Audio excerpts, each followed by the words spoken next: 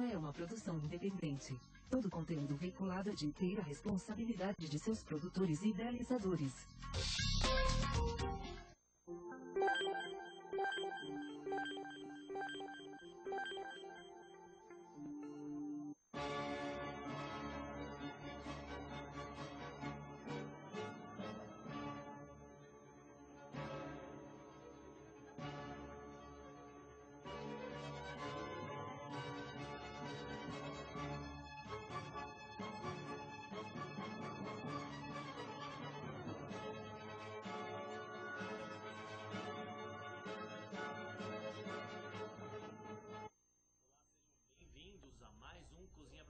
Ao vivo aqui pelos estúdios da UTV São Paulo, hoje 12 de março de 2011, são 12 horas e 21 minutos, e o programa é dedicado exclusivamente ao setor de alimentação fora do lar. Você que tem um restaurante, uma padaria, uma lanchonete, cafeteria, enfim, dedicado exclusivamente ao setor, esse é o seu programa durante uma hora. Eu sou Alan Banas, do meu lado direito, Thiago Martinelli. Bom dia, Thiago, tudo bom? Bom dia, Alan, bom dia aos nossos internautas que estão assistindo aqui, o pessoal que já está no chat aqui com a gente, já está o Noslidan, a Ana e o Laerte. E também tem a Vanessa aqui que está conversando comigo pelo Facebook, lembrando aqui o Facebook da Cozinha Profissional, fico conectado nele o dia todo, qualquer coisa, qualquer dúvida que você tiver, está com problema na sua gestão, fala comigo aqui que a gente busca ali um consultor, busca uma ajuda para você, nas próprias revistas, a gente indica matérias, enfim, fica à vontade. Eu estou, na verdade, aqui no Facebook /CP Food Service, que vai dar no nosso profile que está lotado, então a gente está sempre indicando para você entrar no /Revista Cozinha Profissional. Assim você, é a nossa página, você curte a nossa página e fica sabendo das últimas notícias do Food Service. E o Twitter também da Cozinha Profissional, @CP Food Service. Sempre falo para quem está assistindo aqui o nosso programa pelo UTV, entra no chat, não fica aí só assistindo não, faz um cadastro rapidinho, entra no chat da UTV para poder debater com a gente sobre o assunto de hoje. Perfeito, Thiago, utilizando várias ferramentas para poder falar com vocês aí durante o decorrer desse programa da UTV, Cozinha Profissional TV. Agradecer a Ana e o Laerte que estão nos ajudando também aqui em relação ao áudio, o áudio perfeito agora, vocês conseguem tanto ouvir os apresentadores quanto o áudio comum do programa. E no bate-papo de hoje, pessoal, é um assunto bem interessante, até eu e o Thiago já discutindo isso nos bastidores lá da revista Cozinha Profissional, que é a parte financeira, que é o grande problema de um estabelecimento de alimentação fora do lar hoje, não é verdade, Thiago? Como você gerir desde o plano de negócios, da abertura do negócio, até o dia a dia, capital de giro, recursos financeiros, contratação, enfim, tudo bonitinho. Você gerir uma empresa não é tão fácil. Então, o grande objetivo hoje do nosso programa é justamente falar sobre o setor financeiro de um estabelecimento de alimentação fora do lar. E para esse bate-papo de hoje, está aqui ao meu lado esquerdo o Dimitrios Asvestas, eu não sei perfeitamente, né? Que é educador financeiro da DISOP. Tudo bom, Dimitrios, como vai? Tudo bem, Alan, bom dia, Thiago, bom dia, internautas. É um prazer imenso poder estar aqui hoje, compartilhando algumas informações da nossa experiência dentro desse setor. O seu sobrenome, eu até falei antes do programa, deixa eu perguntar como pronuncia para fazer tudo certinho. Deu uma engasgada, mas foi perfeitamente. Dimitrios, muito obrigado pela sua presença. Obrigado. A gente até conversava aqui antes dos bastidores, né? Como é que você foi cair, né, no setor ali direto de financeiro, né? E você começou, né, fez marketing. Conta um pouquinho da sua trajetória, Dimitrios. Eu comecei a minha área na área de marketing, né, trabalhei muitos anos, né, na gestão de negócios junto a editoras, né, no mercado publicitário, viajando o Brasil todo. Na época ainda prestando serviço para uma terceirizada da Embratel em guias de telex, hoje não existe mais, né? E passado esse tempo ingressei no setor de fast food em meados de 90, porém antes eu tinha montado a própria editora em parceria com a UESP Gráfica, eram os nossos grandes parceiros dentro dessa área de publicidade e marketing. E em meados de 90 ingressei no mercado de fast food de uma maneira forte no interior do estado e fomos até 97, 98. Em 93 começamos na área de consultoria empresarial. E agora, recentemente, já há uns 3 anos, na área de educação financeira. Nós entendemos que o empresário, independente do setor, sofre muito com as questões de administrar financeiramente o seu negócio. Completamente, não é uma questão exclusiva do setor de alimentação fora do lar, é no geral, né? Geral, mas obviamente geral. a gente vai migrar muito para o setor de alimentação fora do lar aqui. Sem dúvida. Quais são os problemas? Depois a gente vai tentar fazer o início, meio e fim de uma vida, de um estabelecimento, obviamente sonhando que não tem o fim, mas para fazer um cronograma bacana. Mas quais são os principais problemas hoje de uma gestão financeira dos gestores no geral? Hoje, Alan, na realidade, o principal problema, né, eu nem gosto do nome problema, porque problema ele já é pesado, né? Quando você fala a pessoa tem um problema, ela já muda a fisiologia dela. Mas, na realidade, a maior situação que o empresário tem nas questões financeiras, pela gestão do negócio, é a falta efetiva de um planejamento. Antes de eu entrar no negócio, antes de eu iniciar o meu negócio, o empresário brasileiro, que é muito movido, que é o sangue latino, é muito pela emoção, ele entende que, poxa, eu acho que isso aqui vai dar certo, né? Na área de fast food, eu até estava conversando com o Thiago antes nos bastidores, poxa, a minha sogra cozinha bem, então vou montar um restaurante. Isso acontece muito, né? Poxa, meu irmão é expert em preparar aperitivos, então vamos montar um barzinho à noite. Só que não é só isso. Né? Então, o que eu tenho dito muito para o empresarial é a falta de planejamento. Planejamento estratégico do negócio, mas também o planejamento financeiro do seu negócio. E tudo isso pode ser pensado no plano de negócios. Aquele plano de negócio que você monta no início, né, antes de começar tudo, que é exatamente o quanto você vai gastar, até quando você vai botar o dinheiro, quanto você precisa de capital, de recursos, como é que funciona. Tudo isso está no plano de negócios. Tudo isso deveria estar. Deveria estar. Mas não existe uma estatística, né, de quanto as pessoas seguem essa... Não, hoje sim, o empresariado brasileiro que ele decide entrar para um negócio que não seja aquele que opta por uma franquia. Tá. Por quê? Porque quando você opta em trabalhar numa bandeira de franquia, a própria franqueadora obriga você a estudar, a aprender, a fazer um plano de negócio. Você tem que estar estruturado para poder montar o seu negócio.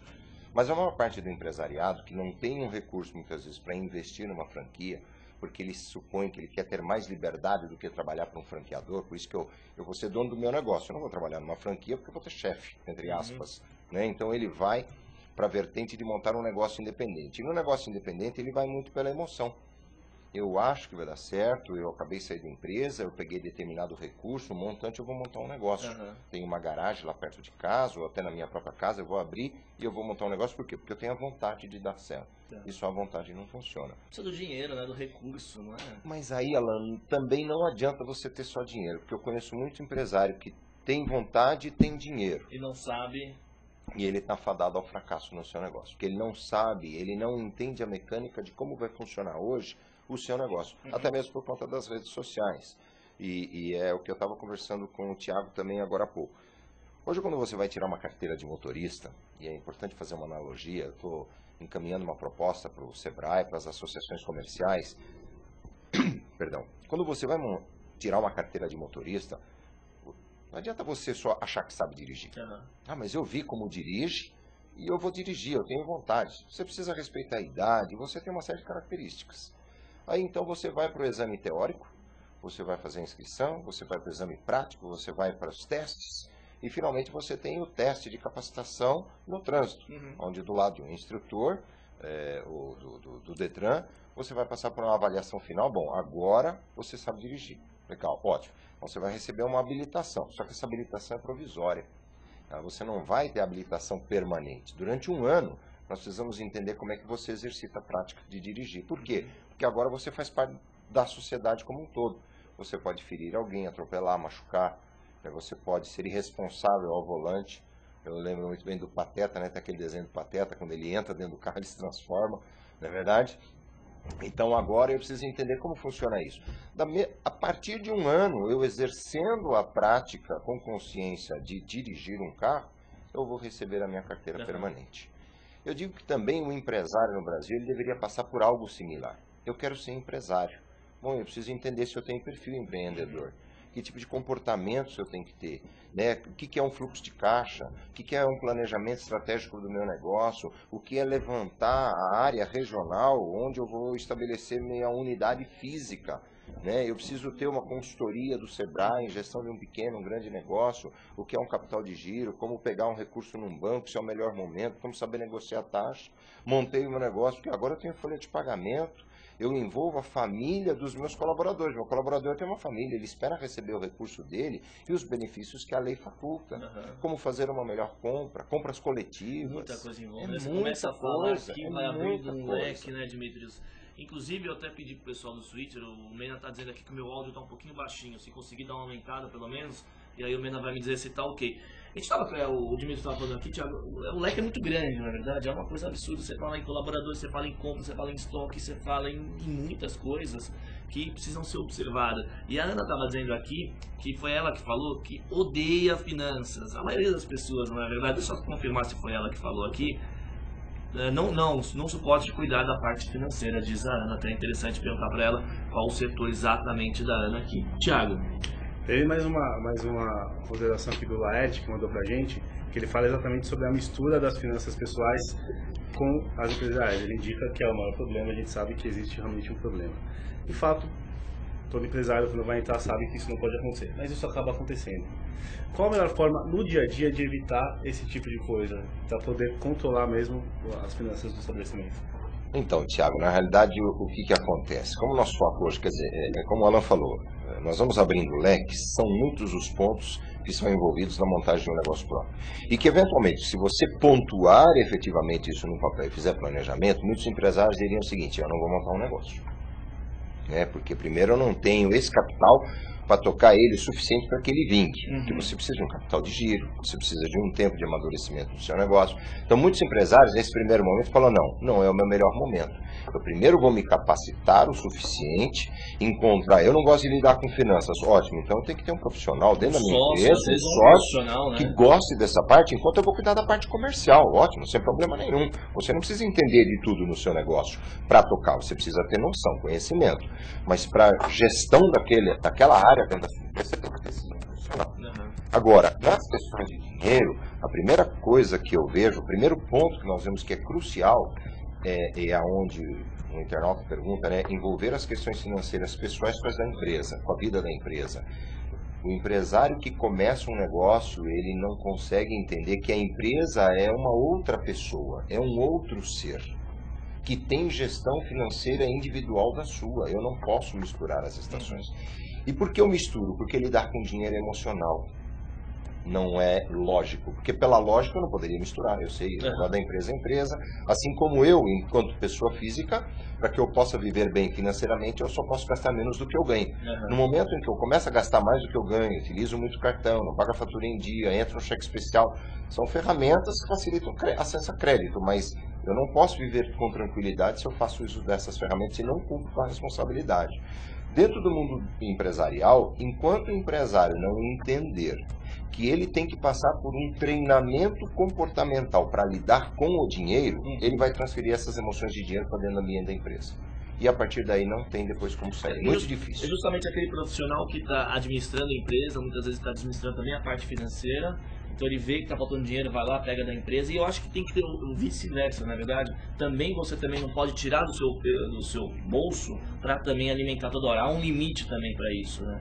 Para você poder alimentar o caixa da empresa. E acontece nos dois sentidos, na verdade. Acontece nos dois extremos. Só que o extremo que mais acontece é quando a empresa começa a faturar e eu tiro, então... Muito empresário faz assim, ele entra numa linha, por exemplo, de um Finame, para financiar um equipamento, um carro, que seria para a empresa, mas esse carro é utilizado nas atividades pessoais da família. Isso também é errado, já. Totalmente. Entenda assim, a empresa é empresa, sua vida pessoal é pessoal. Você tem que viver com o Prolabore que a empresa te dá. E empresários perguntam assim, mas o que é Prolabore? Tem muito empresário, às vezes está começando o seu negócio, mas o que é Prolabore? Prolabore é o teu salário, por exemplo. Se você fosse empregado, se você vai contratar um empregado para gerenciar o seu negócio, quanto você pagaria de salário para ele? É o salário que você determina que é o seu rendimento. Você precisa ter um salário que a empresa lhe pague. Mas aí que entra a emoção que você falou, da pessoa. Aí a Eu pessoa acho que eu fala não. mereço mais. Existe, tem aquela cabeça do empresário em que você vai pegar o dinheiro, vai continuar investindo na sua empresa até que ela fique sólida, na verdade, para você poder tirar um prolabore maior. Exato. Você precisa ter um prolabore mínimo para sua subsistência, e a sua subsistência equivale à escola dos seus filhos, né? Então você tem que ter uma renda, que é o seu salário, que é mais ou menos o que você ganhava quando trabalhava empregado numa empresa, que é o seu salário que vai manter a sua vida pessoal, a prestação da sua casa. Quem paga a prestação da sua casa é você com o seu cheque pessoal, não é o cheque da empresa. Quem paga a escola dos filhos, a mensalidade da faculdade, o lanche no shopping é o teu rendimento. Quem paga a mesada do filho é o teu prolabore, não é o caixa da empresa. E principalmente quando junta a família, assim, a esposa vai lá porque precisa fazer compra no mercado, ela vai lá no caixa da empresa. O marido precisa abastecer o carro, ele vai lá, pega no caixa da empresa. O filho precisa sair com a namorada, vai lá, toma o caixa da empresa. Aí o fornecedor vem receber, pô, a mercadoria tá cara, tem que negociar prazo. E às vezes você vê histórias em restaurantes, o cara vai no caixa, pega o dinheiro direto do caixa. Ao vivo e a cores. Ao vivo e a cores. Então você não tem a saída para onde foi, para o que foi, isso aí vai. E a melhor coisa, eu vou dizer pessoalmente, a melhor coisa para você montar uma empresa é quando você é solteiro, não tem filhos, né? Porque eu já comecei a empresa, sei que prolabore, já tive prolabore zero, então eu sei como é que é. O negócio não é fácil não, Thiago. Eu saber mais ou menos a questão, a gente conversava ali sobre o desperdício de alimentos. Então a gente pensa em ganhar dinheiro, mas a gente às vezes não pensa em economizar. E o Dimitri falava uma coisa muito interessante sobre os colaboradores, sobre educação financeira para os colaboradores. Como que funciona esse trabalho para você poder, e no que ele ajuda o estabelecimento? Na realidade é assim, as pessoas precisam estar motivadas no seu dia a dia para trabalhar, né? Principalmente quando você lida com o público. Você sente a falta de motivação, às vezes, de uma pessoa ao telefone, o que dirá pessoalmente no atendimento. E restaurante, bar, similar, ou qualquer atividade que tenha comércio de varejo, onde eu lido com o público, a satisfação de quem está atendendo tem que ser muito grande. A maior satisfação do seu colaborador é ele entender que ele ganha dinheiro, né? Mas não pelo dinheiro em si. Porque na realidade nós não trabalhamos pelo dinheiro, nós trabalhamos pela realização dos nossos sonhos. Então é onde entra a educação financeira comportamental, que é a nossa expertise. Porque pela lógica financeira, se eu gastar menos do que ganho, eu estou tranquilo. Mas emocionalmente isso não funciona. E o colaborador que não tem educação financeira, ele sempre vai reclamar: eu ganho mal, a empresa paga mal. Aí o gestor da empresa começa a agregar benefícios. Tudo que você dá nunca é suficiente. E quanto mais você ganha, mais você gasta. Mais você vai gastar. Por quê? Porque você não tem educação financeira. E a empresa onde o seu gestor conseguir entender que o meu melhor e maior investimento hoje tem que ser na minha equipe, não adianta eu comprar equipamento de 15, 20, 30, 50 mil reais para colocar no meu estabelecimento, se eu não treino o meu colaborador para trabalhar da melhor maneira possível, tirar o melhor resultado possível em produtividade daquele equipamento que eu comprei. Então eu coloco equipamento de última geração e eu não oferto treinamento para ele. Às vezes o mais valioso de uma empresa é o nosso colaborador, é o capital né? humano, É o capital humano. Né? Maravilhoso, você tem suas instalações. Só que se o colaborador não zelar pelo teu equipamento, né, você vai ter uma despesa muito grande. Então, primeiro de tudo, eu tenho que capacitar meu colaborador para entender como funciona a empresa como um todo. Segundo, eu tenho que dar educação financeira. Para quê? Para que ele tenha sabedoria para lidar com o dinheiro que ele ganha. O dinheiro tem que sobrar. E o dinheiro que ele ganha na empresa onde ele trabalha comigo, ele tem que transformar na concretização e na realização dos sonhos. O que é sucesso profissional? Sucesso profissional é uma questão de escolhas. E escolhas estão envolvidas a atitudes na conquista de sonhos. Eu trabalho não pelo dinheiro. Eu trabalho porque eu transformo o dinheiro que eu recebo como salário na concretização dos meus sonhos. Minha casa, meu carro, viajar, dar conforto para minha família. Aí eu me sinto feliz e satisfeito. Não tem nada pior que você ter uma empresa 10, 15 anos de existência, e você tem um colaborador que você olha para ele e fala: o que você tem? Eu não tenho nada. Por quê? Porque ele passa a ser um ponto forte e negativo em denegrir a imagem da empresa. Eu trabalho naquela empresa X, há 15 anos eu trabalho lá e moro lá no fim do mundo, na periferia, numa casa alugada. Meus filhos estudam na pior escola. Por quê? Olha o que você ganha. E muitas vezes ele ganha bem. Mas como ele não sabe onde gasta o dinheiro, ele não faz nunca um diagnóstico financeiro da vida dele, para entender qual o tamanho dos sonhos que ele quer conquistar, para entender que ele tem que ter um orçamento e viver dentro de um orçamento com a realidade dele. E a partir daí entender que eu tenho que poupar, que esse é o princípio do nosso instituto, de SOP, né? DSOP, diagnosticar, sonhar, orçar e poupar. Poupar para realizar sonhos. Quando o empresário oferta isso para o colaborador enquanto treinamento, E eu agora como colaborador sei gerenciar os meus negócios da minha vida pessoal, o meu salário, e eu consigo transformar o pouco em muito, porque tem muito colaborador. Toda empresa tem um colaborador que ganha bem, está extremamente endividado. Na outra ponta tem um colaborador que ganha menos e tem muito mais em realização. E as pessoas perguntam por quê? Porque um tem sabedoria em lidar com o dinheiro. Isso é uma realidade.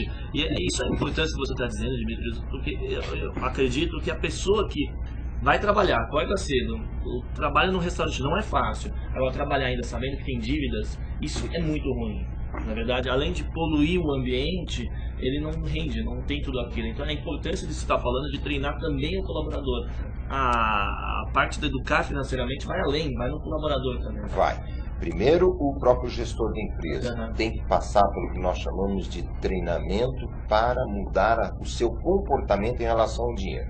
Porque o que acontece? Por que o empresário mistura as finanças pessoais com as da empresa? Porque o comportamento dele em relação ao dinheiro criou uma sequência de hábitos nele ruins em relação a lidar com o dinheiro.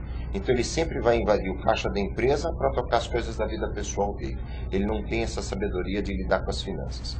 No momento em que ele se educa financeiramente, ele passa a entender a importância disso, e eu educo agora o meu colaborador, aí eu trago o colaborador para o mesmo espírito de equipe. E a partir daí, entramos nas questões que a gente estava pontuando com o Thiago nos bastidores, a questão do desperdício. Quando você prepara um almoço em casa, e eventualmente queima o fundo da panela de arroz, é uma coisa. Você está cozinhando lá para 3, 4, 5 pessoas. Quando você trabalha num restaurante, onde você queima todos os dias, um colaborador queima um fundo de uma panela de arroz, mas você oferta 1000 refeições por dia, a realidade disso financeira para a empresa no período de 30 dias, no período de um ano, ela é muito expressiva, ela quebra você financeiramente, porque não é só o arroz. É todo um conjunto de implementos, né?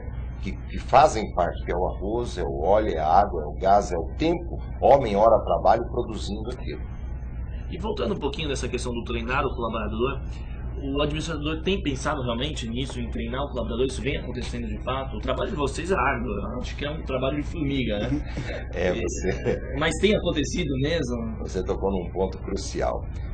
Treinamento nas empresas.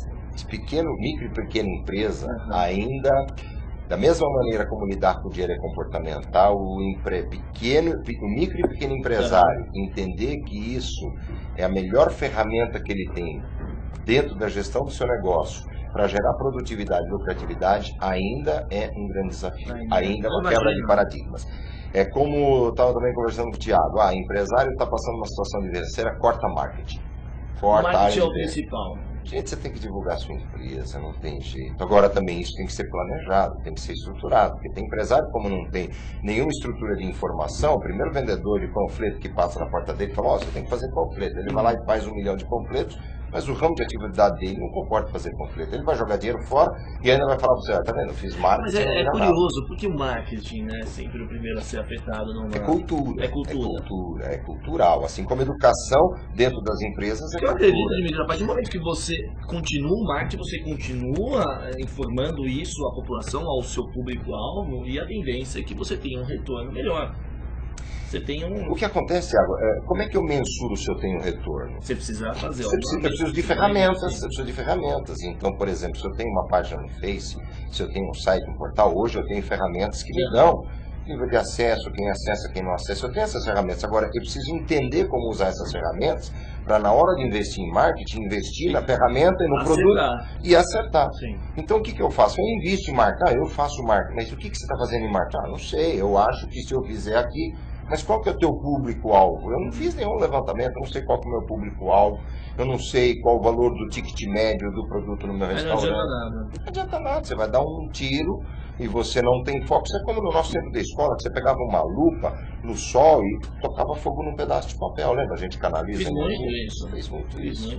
Você já foi criança. Eu tenho coisas antigamente dos brinquedos, parece que eu sou novo, mas não, os brinquedinhos antigamente eram a mesma coisa. Se você não tem foco no seu negócio, numa campanha de marketing, você não tem foco, você não colhe resultado. Agora, se você tem foco, mas também não começa a balizar esse resultado, também de nada adianta. Você precisa mensurar os seus gastos, ele está dando retorno ou não, porque se tiver um corte, você sabe onde tirar. É tirar do lugar certo.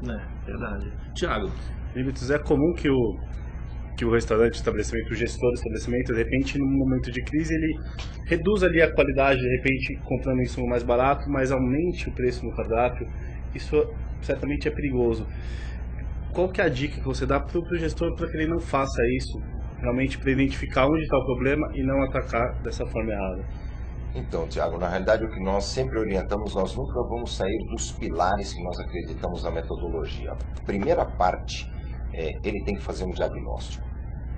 E eu convido ao internauta apenas a refletir. Nós não queremos convencer ninguém de nada, nós queremos apenas que as pessoas reflitam, queremos que as pessoas tenham um olhar crítico sobre as situações, sejam econômicas, políticas, não importa. Eu tenho que ter um olhar crítico, né? Quando você fala, poxa, o empresário está passando por uma situação de dificuldade financeira, então a tendência é reduzir marketing, reduzir qualidade do cardápio, reduzir. Antes de eu começar esse processo todo de redução, eu preciso fazer um diagnóstico para entender o porquê que o meu faturamento está caindo. Por que o que eu faturo não consegue manter a saúde financeira da minha empresa? Tem algo errado. Eu passei pela gestão do setor de fast food muitos anos e eu tive um determinado momento nesse meu período de negócios onde o meu negócio não estava produzindo resultados, né? E a tendência é, vamos começar a cortar, tem que cortar, ou corta funcionário, ou baixa salário, ou contrata alguém e paga mais barato, ou, né? Porque você precisa reduzir. Mas espera um pouquinho, por que eu não estava tendo lucratividade?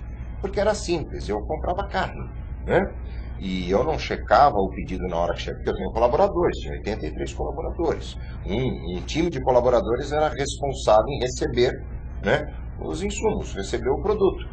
E aí o que acontece? A nota chegava 600 quilos de carne para descarregar na câmara frigorífica. Ótimo, chegava a nota para o setor de pagamentos, 600 quilos de carne. Mas efetivamente quantos quilos de carne ficaram na câmara frigorífica? 300 quilos. Os outros 300 só era uma nota assinada. Havia um acordo de um colaborador com a equipe de entrega que depois rachava isso nos bastidores. Hoje o setor de fast food, infelizmente, vive uma realidade muito, muito grande nesse sentido, né? O roubo de mercadoria, né? Por quê? Porque o funcionário está insatisfeito, ele acha que ganha pouco, alguém faz uma proposta interessante para ele que coordena, e aí vai. Se você não tem um plano de negócio e começa a entender, espera um pouquinho, eu estou gastando 600 quilos de carne por semana. Os outros guarnições não estão crescendo na mesma proporção, não tem alguma coisa errada? Então não adianta baixar o preço do cardápio, ou aumentar o preço do cardápio, ou reduzir a energia elétrica. Por quê? Porque eu estou pagando por 300 quilos de carne que não estão sendo vendidos. Pouco importa o preço que eu estou negociando com o meu fornecedor. Essa carne está muito cara para mim, está 100% cara. 50% dela está sendo desviada. Se eu não tenho olhos na gestão do meu negócio, eu não tenho um time ligado no mesmo propósito, ligado na missão do meu negócio, eu estou fadado a quebrar, cortar onde eu não deveria cortar, e eu não tenho atenção efetiva onde eu deveria estar atento, checando, né? Porque tem empresário que não tem planilha de nada, de custos, de nada. Não sabe o que entra, não sabe o que sai, para onde foi. Por isso que nós falamos, diagnóstico em primeiro lugar. Preciso fazer um diagnóstico da minha vida financeira, não só pessoal, mais da gestão do meu negócio. Então vamos fazer o seguinte, Vitor, a gente vai para um breve comercial aqui e você falou em planilha, vamos conversar sobre isso na volta, porque é interessante, às vezes o empresário não tem para investir em um software, algo muito complexo, mas é possível fazer também dentro de casa uma coisa mais simples. Então vamos para um breve comercial, não saiam daí, daqui a pouco a gente volta com mais Cozinha Profissional TV.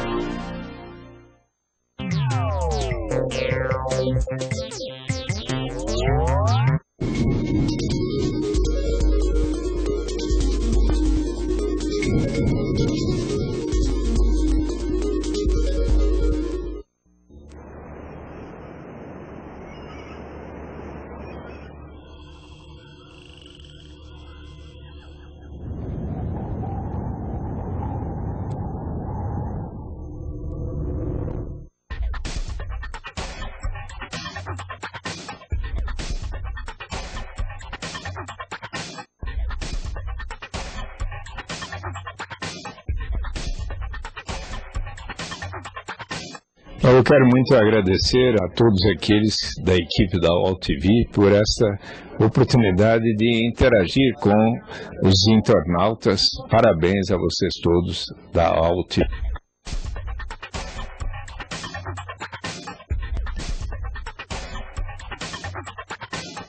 É isso aí, rapaziada, tamo por aqui, B.O. sintonizado aí na Black TV, vou falando na moral, freestyle, sentindo, perseguindo, pra você que tá me assistindo. Então vou terminar, deixar na mão do MC, é só você sintonizar Black TV, é nóis. Pim, pim. Então se liga no Black TV.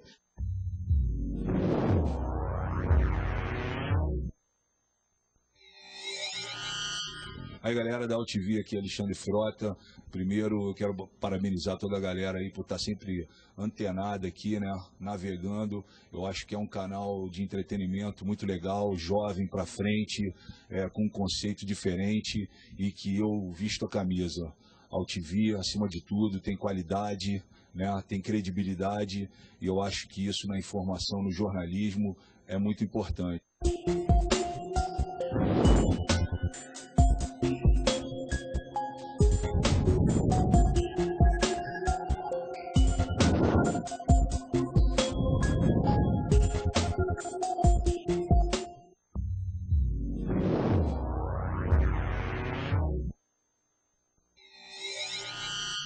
Eu quero dizer que eu estive aqui na UOL TV, eu já tinha ouvido falar muito, mas eu vim constatar que realmente é uma tecnologia moderníssima, emocionante até, e esse contato direto com o telespectador eu acho uma coisa sensacional. Você sabe o que o telespectador está achando, o que ele está falando, o que ele quer saber, e sempre a pergunta que vem de telespectador é uma coisa sempre inusitada. A gente nunca imagina o que ele vai perguntar. Eu acho isso uma coisa maravilhosa, essa integração do apresentador com o público, eu acho isso divino. Essa UOL TV vai para cima, vai para frente, vai ser um grande sucesso. Aliás, já está sendo um grande sucesso, porque eu ouço falar muito. E quando o povo está falando, é sinal que o povo está gostando.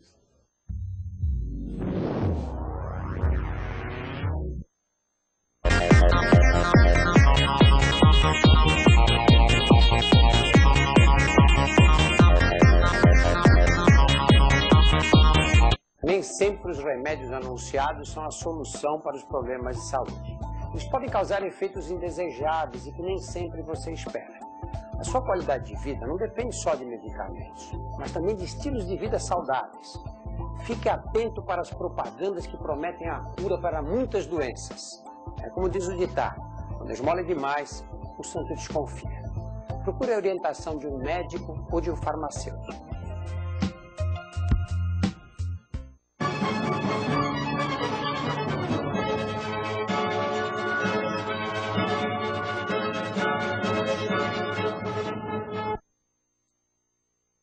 Paulo no bate-papo de hoje sobre educação financeira para o setor de alimentação fora do lar, tá? O Dimitris aqui ao meu lado, da DISOP, então o pessoal brincando que é um assunto indigesto, porém necessário. É impressionante, a gente conversava aqui nos bastidores que ninguém gosta, mas não tem jeito. Por exemplo, não é o meu sonho, eu sou formado em jornalismo, não sei o que, administro a empresa, não é o meu sonho, mas eu tenho que administrar, eu tenho que fazer direito, não adianta, faz parte. Faz parte, vivemos num mundo capitalista, né? Seja na vida pessoal ou na vida da empresa.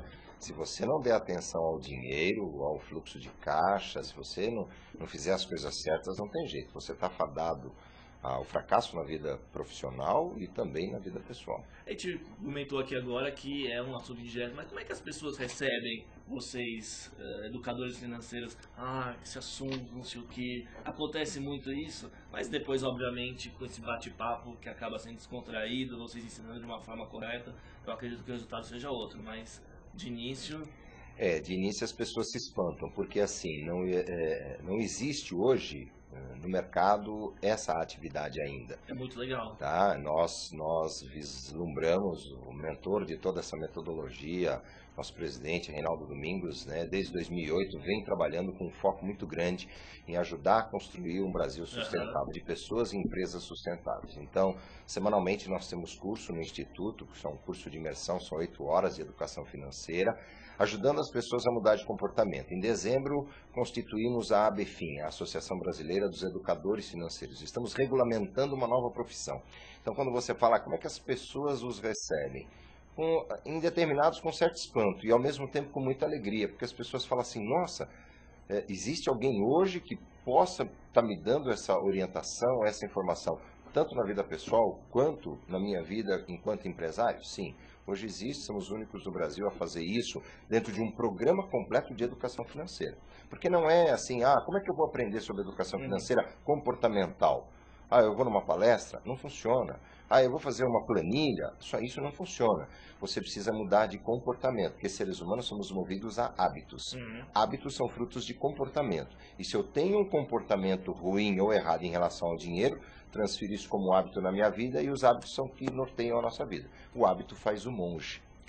Mas dá para fazer esse hábito mudar assim, de uma forma mais gostosa, né, do aprender, né? Nós temos... Como nós trabalhamos de uma maneira comportamental, mudar esse hábito passa a ser prazeroso. As pessoas que têm participado né, ativamente, feito curso, participado dos eventos, elas têm falado, puxa, como é gostoso, eu era uma pessoa antes e me transformei, mas de uma maneira agradável, de uma maneira muito positiva. E a gente falava antes de iniciar o comercial que existem hoje empresas que não têm poder financeiro para se investir em softwares, coisas para controlar e tornar a administração daquele estabelecimento mais fácil, porque a gente sabe que não é fácil você ver o que entrou, o que saiu, o estoque e tudo mais. Quais as dicas para quem não tem esse recurso de investimento? São planilhas, Excel? Qual a melhor forma hoje e o que você precisa ter? Olha, o que nós orientamos sempre é que se você tem a intenção de ter um negócio que prospere, que você tenha vida longa no seu negócio, que você possa planejar, o que nós dizemos, você sempre tem que ter 3 sonhos, seja na sua vida pessoal ou na sua vida de negócio. O primeiro sonho, ele tem que ser um sonho de curto prazo. Na vida pessoal, algo que você queira e almeje conquistar, que dependa de dinheiro, em um período de até 1 ano. O médio prazo de 1 a 10 e acima de 10 anos é um sonho de longo prazo. Em sua vida pessoal, o que você quer conquistar nesses períodos? Na sua vida quanto empresário, você também tem que ter um sonho de curto, médio e longo prazo. Com a visão que você tem da sua empresa, aonde você quer estar com a sua empresa, de hoje a 1 ano. Do início de vida dela, aqui 1 ano. De 1 a 10 anos, o que você pretende? Uma segunda unidade, uma filial, expandir, entrar para o universo da franquia, se profissionalizar? E como você pretende transformar esse seu negócio a partir de 10 anos? Qual é o legado? Será um negócio familiar? Será um perfil efetivo de negócios, profissional? Como você vê o seu negócio? A partir daí, você tem que traçar todo um planejamento, plano de ações, né? A estrutura da empresa. Para isso, você precisa de ferramentas, softwares, você precisa de investimento, e é como você fala, num primeiro momento, o empresário que está começando, ele não tem todo esse capital muitas vezes, porque eu estou começando pequeno e eu vou expandindo. Meu negócio vai produzindo resultados e eu vou reinvestindo no meu negócio. Antes de invadir o caixa da empresa para que eu compre o meu carro zero, para que eu compre agora um novo apartamento, eu preciso alimentar a minha empresa para que ela tenha recursos, para que se mantenha. Então é o que você falou, quando você começou, de repente, seu fluxo de caixa era 0. E você tinha que gerir o seu negócio até que ele prosperasse. Não há nada errado nisso, mas tem muito empresário que o negócio começa a prosperar e ele fala, bom, agora eu vou comprar meu carro zero, agora eu vou comprar meu carro importado, mas a empresa não está segura ainda.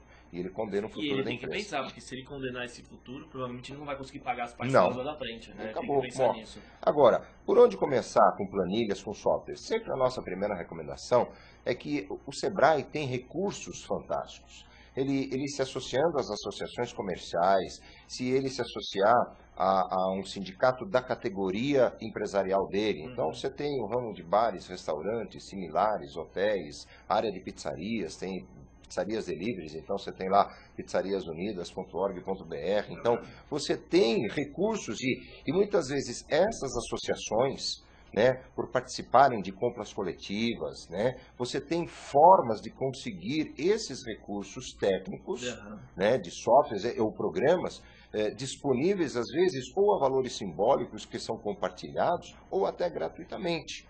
A sua própria instituição patronal te oferta cursos e treinamentos, mas você tem que ter vontade. Deixar o orgulho de lado de que eu vou ser empreendedor e vou aprender com os próprios erros, isso é bonito, mas aprender com o erro alheio é sabedoria. Né? Você aprender com os próprios erros é um ponto forte de inteligência. Você é um cara inteligente, aprender com os próprios erros. Agora, eu aprender com os erros alheios é sabedoria. Então, eu tenho que aprender com os erros alheios e falar, opa, eu não vou por esse mesmo caminho. Então, eu vou buscar. E hoje o mercado, até por conta das próprias redes de relacionamento, você tem N recursos, né, que são ofertados para você de tal maneira que você possa dar os primeiros passos e buscar. Errar, você sempre vai errar. Porque é somente errando que você cresce e aprende melhor. Mas o detalhe é, eu tenho que errar menos. Eu tenho que acertar mais e errar menos. O erro vai me dar, dentro do meu negócio, um potencial de crescimento muito interessante, sólido, se eu aprender com os meus erros. Mas eu tenho que acertar mais do que eu vou errar. Perfeito. Thiago Martinelli.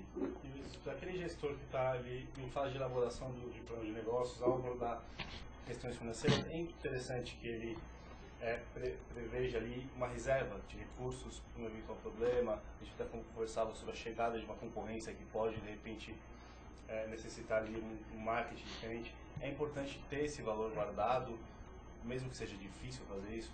Sem dúvida nenhuma. É de vital importância ele ter esse valor guardado, né, para uma eventual necessidade ou de aporte ou da estruturação do seu tempo de vida até que ele possa efetivamente começar a caminhar. Então, o seu capital de giro por um tempo, até que o negócio comece a se girar. Porque você, além do capital de giro necessário para manter o seu negócio, né, para que o próprio faturamento comece a manter as despesas básicas, né, então você tem água, luz, telefone, aluguel, a campanha de marketing, você tem a folha de pagamento, os insumos da folha de pagamento, né, que você tem que planejar, 13º no final do ano. Não, 13º você tem que começar a capitalizar já em janeiro, porque quando chegar em dezembro eu tenho que ter essa reserva. Né, o empresariado muitas vezes, não, 13º em dezembro eu vou pagar, tá bom, e onde você vai arrumar o dinheiro integral para pagar a folha de pagamento de 3, 4, 5, 10 colaboradores? Como é que funciona isso?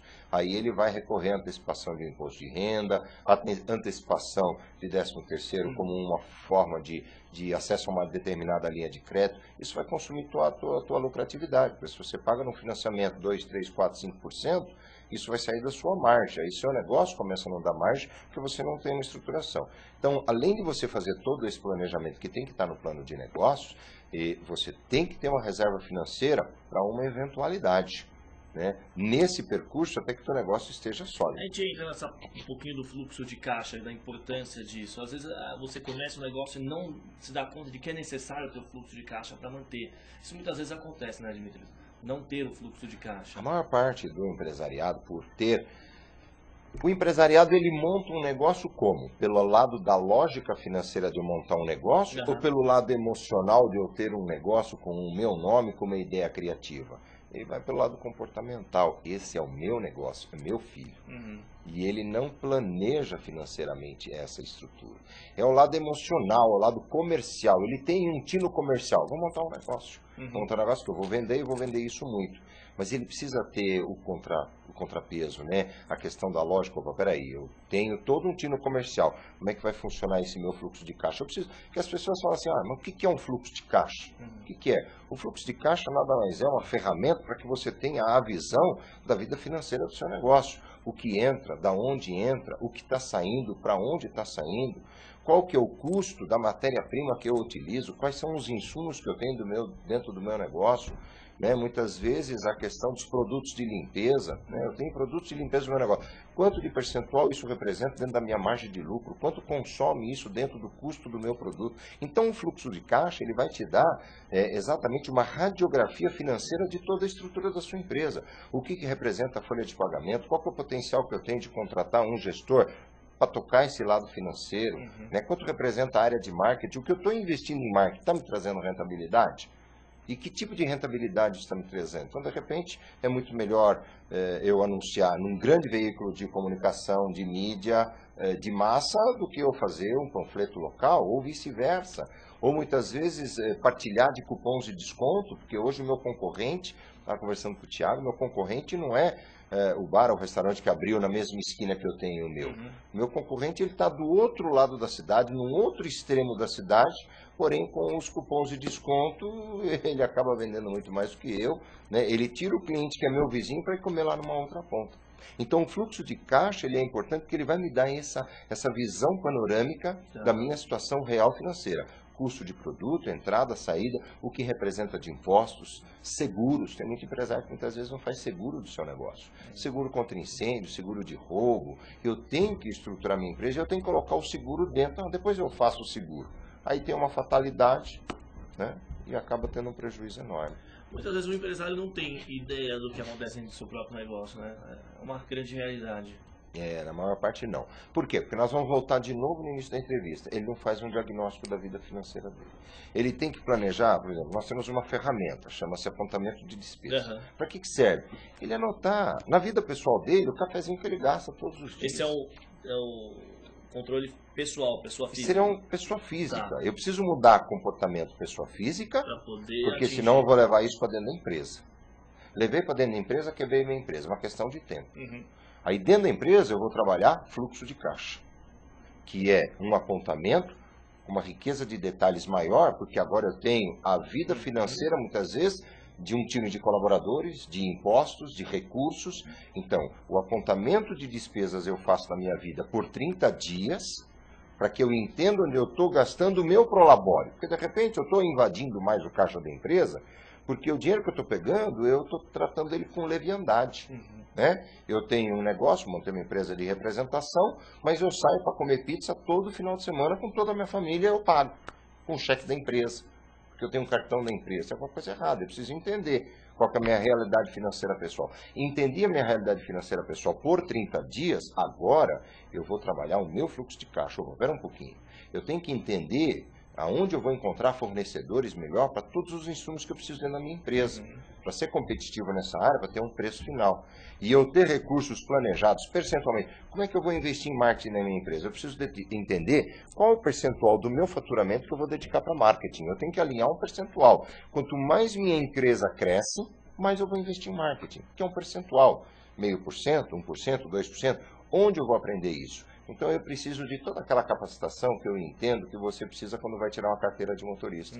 O empresariado que está propenso a montar um negócio próprio, ele tem que passar por uma cadeia de treinamentos, não só nas questões de educação financeira, mas entender como faço um levantamento, como faço um plano de negócios, né? Então o Sebrae tem ferramentas para isso, as associações comerciais têm ferramenta para isso, as minhas associações de classe dentro do meu modelo de negócio podem me dar todo esse suporte por experiência, por brainstorm de outros empresários do setor, né? Para que eu entenda e erre o menos possível. Cuido das minhas finanças pessoais, porque eu preciso entender como funciona a minha vida pessoal e familiar e deixar uma linha bem definida. Olha, daqui para cá é a vida da empresa. Ah, mas a empresa está dando lucro. Tá bom, no final do ano eu vou entender o que eu vou decidir o que eu vou fazer com esse lucro que a empresa me deu nesse ano por uma boa gestão. O que eu vou fazer? Eu vou pegar esse lucro e comprar um apartamento duplex e vou morar numa área nobre da cidade, ou vou continuar mantendo o meu padrão de vida atual do jeito que está hoje, sem nenhuma grande alteração,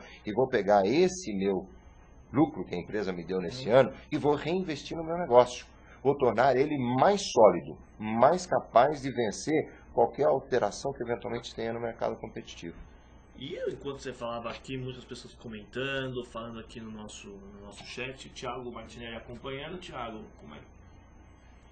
A Ana está falando que ela concorda aqui, né, que essa questão do problema é realmente envolver o pessoal com a empresa ali. Então, na verdade, eu conversava ali que ele abordar um assunto aqui com o Vinícius, que é o financiamento, né? O financiamento, ele assusta o gestor, assusta até a pessoa física, às vezes fica assustado com a questão do financiamento, mas às vezes ele é necessário. Como fazer o financiamento de uma forma que você preveja o pagamento e você não fique assustado com futuro que vai vir ali das finanças do seu estabelecimento?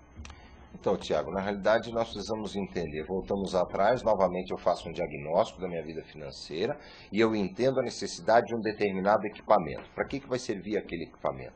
Poxa, aquele equipamento vai me servir para mim melhorar minha produtividade, produzir mais, gerar mais negócios, e esses negócios vão ajudar a pagar o próprio equipamento, o investimento. Preciso, de repente, vou expandir meu negócio, eu preciso de um carro de entregas, por exemplo, ou de um novo forno, ou de um novo equipamento. Tá? Qual a capacidade de geração de negócio desse novo equipamento? Qual a perspectiva que eu tenho dentro de um planejamento, né, de que esse equipamento vai me gerar maior movimento? maior faturamento. E desse meu faturamento, dentro das minhas margens, quanto eu tenho mais de lucratividade. E o quanto representa eu pagar de financiamento. E aí agora eu vou, bom, realmente, para que eu possa expandir, eu vou ter que investir. Ou numa nova máquina, um novo forno, vai me dar mais produtividade, ou num carro de entrega, tá, isso está decidido. Preciso fazer isso para ter um upgrade no negócio. Legal, agora eu vou para o mercado. Vou para o mercado buscar qual é esse equipamento. Aí nós entramos no pilar número 2, que é o sonhar, né? Eu faço o diagnóstico, agora eu vou sonhar. Qual que é o meu sonho? Melhorar o faturamento. Legal. O que eu preciso? Preciso de um bem físico. Uma máquina, um equipamento ou um automóvel. Legal. Então eu vou no mercado procurar. Aí eu vou fazer a tal da cotação de preço, ver qual que é o melhor preço dentro do mercado, que eu consigo. Ótimo. Agora eu vou aonde? Agora eu vou buscar linhas de crédito. Que tipo de linhas de crédito eu tenho para conseguir esse equipamento? Você tem, dependendo da sua característica quanto empresa, você tem BNDES, você tem uma linha de crédito de pessoal, você tem um consórcio. E aonde você vai buscar essa informação? Novamente, nos órgãos que podem te orientar. Sebrae. Você vai conversar só com o seu gerente de banco? Não necessariamente.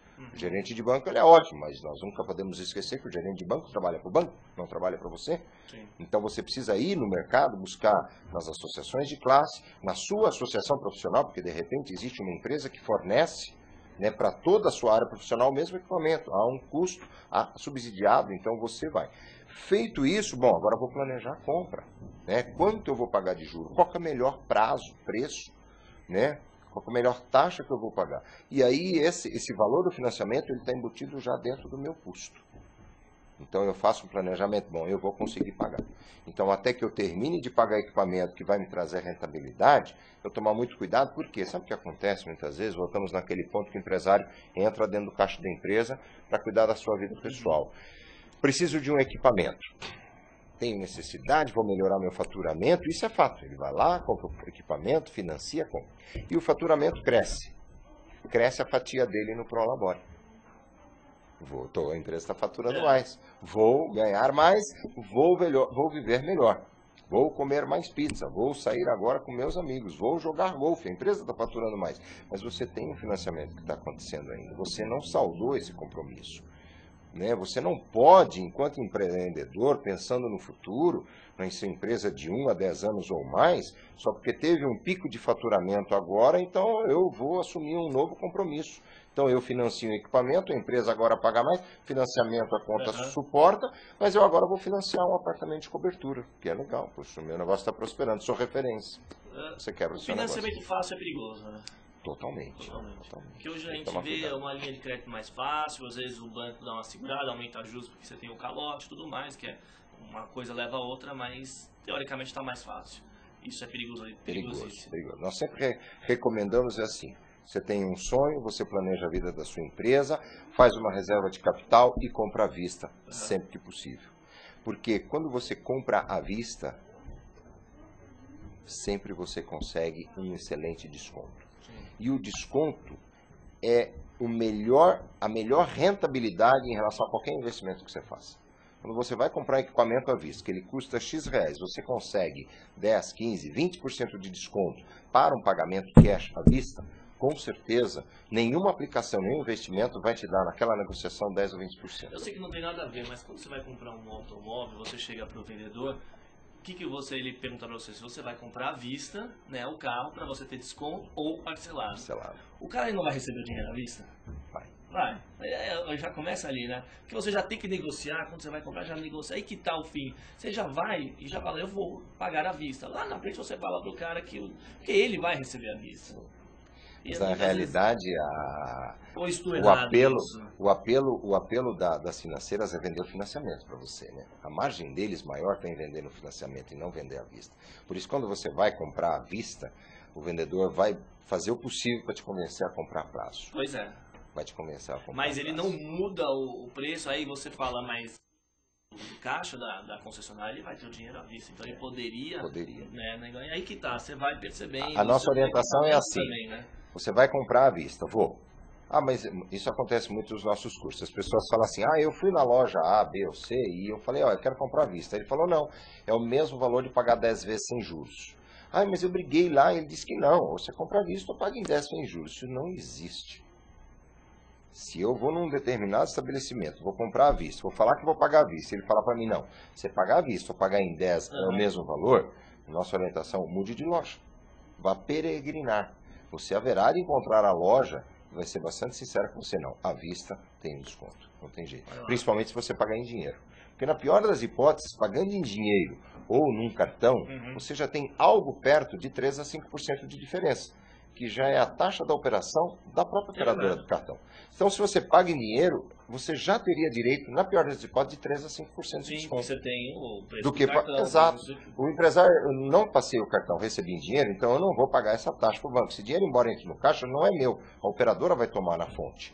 É verdade. E tem empresário que não tem esse entendimento. Você fala, não, mas eu vou te pagar em dinheiro. Não, mas é o mesmo preço. Pelo menos 5% de desconto. Não, não. Se você... Então, tudo bem. Você paga no cartão, por quê? Porque ele vai pagar isso para o operador. Dmitry, essa conversa aqui é importantíssima. Vai longe, como eu falei. As pessoas podem não gostar, podem não se adequar a esse tipo de assunto. Mas é muito importante isso que a gente está falando de carro. A loja é uma loja de equipamentos para restaurantes e por aí vai. São 13 horas e 15 minutos, eu tenho que estender um pouquinho mais além do nosso programa, já que o programa começou um pouquinho depois também do horário, mas infelizmente a gente tem que terminar o programa. Thiago Martinelli. Agradecer a todo mundo que participou aqui no nosso chat. Nos Lidan, a Ana, que está sempre com a gente, o Laerte, Mena, Barreto, que está sempre colaborando aqui, inclusive no nosso Facebook. Dário Friopeta, Canavarro, Iti. E tem a Vanessa Cardoso, que não estava aqui no chat, estava comigo no Facebook, ela está sempre conversando com a gente, ela está em Portugal. Está querendo voltar para o Brasil para trabalhar aqui, ela é chefe de cozinha. Já falei para ela voltar, estou tentando aqui. Você está tentando convencer ela? Estou tentando convencer ela a voltar para o Brasil, nosso mercado de alimentação. O trabalho do Thiago vai além, obviamente, da parte editorial de apresentar aqui o programa. O cara está convencendo, como ela chama? Vanessa Cardoso Guedes. A Vanessa a retornar ao Brasil, tá certo, Thiago. Lembrando mais uma vez, o Cozinha Profissional TV, todos esses programas que a gente faz aqui de segunda-feira ao vivo ficam no nosso site, então cozinhaprofissional.com.br, você dá uma consultada ali, desce um pouquinho a página. O de hoje, logo mais, já vai estar no nosso site também. E lembrando para vocês, Twitter, Facebook, só procurar Cozinha Profissional, que a gente está sempre colocando informações interessantes para vocês. Certo, Thiago Martinelli, adorei essa nova função dele. Eu queria agradecer o Dimitrios, que está aqui, que veio aqui com a gente bater esse papo interessantíssimo e, além de tudo, importantíssimo, ele é educador financeiro da DSOP. Eu queria deixar aberto para você também divulgar aqui os endereços, eu tenho até, estou aqui com seus dados, é o www.dsop.com.br, que é dsop, né, .com.br.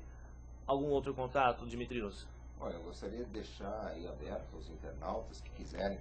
Nós, todos os sábados, na sede do nosso instituto, aqui em São Paulo, na Avenida Paulista, 726, 12º andar, nós temos o primeiro auditório de educação financeira do Brasil. Todos os sábados, das 8h30 às 17h30, nós temos turmas abertas de cursos para educação financeira. Pode ser empresário, colaborador de empresa, pessoas físicas ou jurídicas. Nós temos grupos e turmas que nós formamos, no máximo 45 participantes por sábado, onde nós buscamos transferir conhecimento sobre educação financeira comportamental, resgatando as pessoas, né, a sua autonomia financeira. Isso é muito importante. E dentro do mercado empresarial, dentro do corporativo, nós temos programas completos de educação financeira in company, né, e um projeto audacioso, educação financeira nas escolas.